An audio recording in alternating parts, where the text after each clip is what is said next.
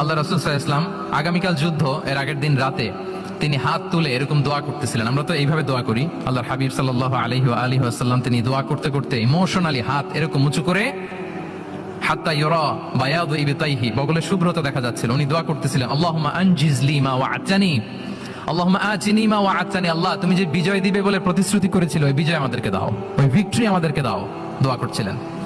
সাইয়েদনা আলী রাদিয়াল্লাহু তাআলা আনহু উনি বর্ণনা করছেন যে বদরের যুদ্ধের আগের রাতে আমরা সবাই ঘুমোচ্ছিলাম, কিন্তু রাসূল সাল্লাল্লাহু আলাইহি ওয়াসাল্লামকে দেখলাম যে না, উনি হাত তুলে শুধু আল্লাহর কাছে কান্না করছেন, দোয়া করছেন। আবু বকর রাদিয়াল্লাহু তাআলা আনহু উনি বলেন যে আমি যে দেখলাম যে তিনি ফজর পর্যন্ত দোয়া চালিয়েই যাচ্ছিলেন, দোয়া চালিয়েই যাচ্ছিলেন, দোয়া কন্টিনিউ করছিলেন তিনি। এবং দোয়া করতে করতে রাসূল সাল্লাল্লাহু আলাইহি ওয়াসাল্লাম এতটাই ইমোশনাল হয়ে গেলেন যে ওনার গায়ের চাদরটা নিচে পড়ে গেল। আবু বকর রাদিয়াল্লাহু তাআলা আনহু যে বলেন, ইয়া নবী আল্লাহ, কাফাকা মুনাশাদাতুকা রাব্বাক ফাইন্নাহু সায়ুনজিজু লাকা মা ওয়া'আদাক। হে নবী, যথেষ্ট, এনাফ ইজ এনাফ, অনেক হয়েছে নবী, আন্না, আর কাঁদতে হবে না, আপনার রব আপনাকে ভিক্টরি বা বিজয় দান করবে ইনশাআল্লাহ।